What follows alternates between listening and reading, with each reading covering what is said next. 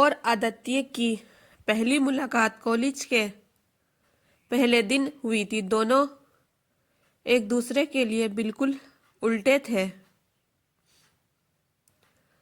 रोहिली चंचल, हंसमुख और खुले जीने वाली लड़की, आदित्य शांत, कम बोलने वाला और बहुत सदैवशील लड़का। लेकिन कहते हैं ना, अक्सर उल्टे स्वभाव ही सबसे गहरी मोहब्बत लिखते हैं। धीरे धीरे दोनों बातें करने लगे।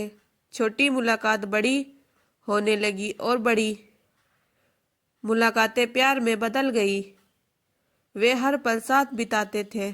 चाय की दुकान पर बैठना, बारिश में भीगना, एक ही छतरी के नीचे चलना और देर तक सपने बुनना। आदित्य अक्सर रोहिली से कहता, तुम मिलने गई हो, अब मुझे और क्या चाहिए इस दुनिया से। और रोहिली मुस्कुराकर कहती, अगर तुम साथ हो तो मैं जहां भी रहूंगी खुश रहूंगी। लेकिन जिंदगी हमेशा वादे की तरह आसान नहीं होती। फैसले जो दिल में उतर गए। कॉलेज खत्म होने के बाद दोनों की राह कम के कारण अलग शहरों में जा पहुंची। पहले तो वे रोज बातें करते, वीडियो कॉल्स, मैसेज, सब ठीक था। लेकिन धीरे धीरे आदित्य का काम बढ़ गया, समय कम होने लगा। रोहिली मैसेज भेजती, आदित्य तुम मुझे से दूर तो नहीं हो रहे हो। आदित्य जवाब देता, नहीं रोहिली, बस थोड़ा व्यस्त हूँ। मगर व्यस्तता ने दूरी का रूप ले लिया। कॉल्स कम, मैसेज कम, और एक दिन रोहिली का जन्मदिन भी आदित्य भूल गया। उसी रात रोहिली बहुत रोई। उसने लगा कि शायद अब वह आदित्य की जिंदगी में पहले जैसी नहीं रही। टूटने का दिन। कई दिन तक आदित्य का हाल पूछे भी भूल गई।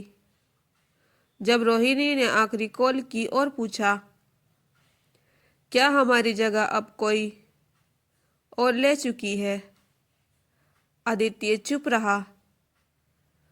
उसकी यह चुप्पी रोहिली के लिए जवाब थी। फोन कट गया और उसी रात रोहिली ने आदित्य के नाम एक खत लिखा, जिससे उसने कभी भेजा नहीं, बस अपनी डायरी में रखा दिया। खत में उसने लिखा था, आदित्य मैं तुम्हें कभी खोना नहीं चाहा,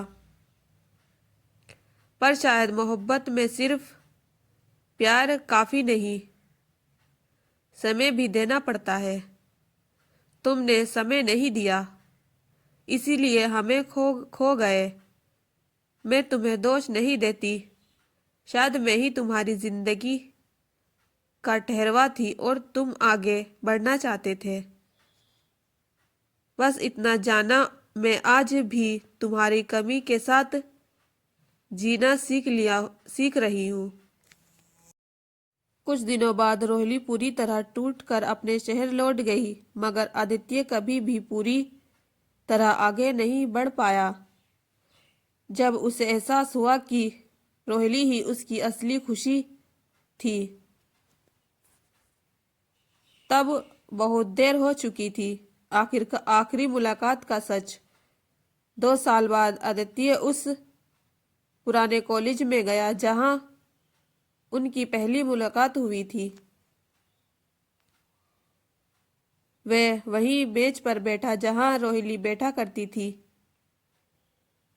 उसने डायरी खोली और रोहिली का वो आखिरी खत पढ़ा जो उसके बाद एक दोस्त से मिला था। आदित्य की आंखें भर आई। वो बेंच पर बैठा रहा और रोहिली की आखिरी लाइन पढ़ता रहा। किस्मत ने हमें मिलाया था, पर शायद समय ने हमें अलग कर दिया। आदित्य ने धीरे से हवा में कहा, रोहिली, काश मैं तुम्हें कभी जाना ही नहीं न दिया। और रोहिली वह अपने नए जीवन में आगे बढ़ चुकी थी, पर आदित्य का दिल उसे नाम पर हमेशा ठहरा। प्यार सिर्फ एहसास नहीं, समय और साथ भी मांगता है।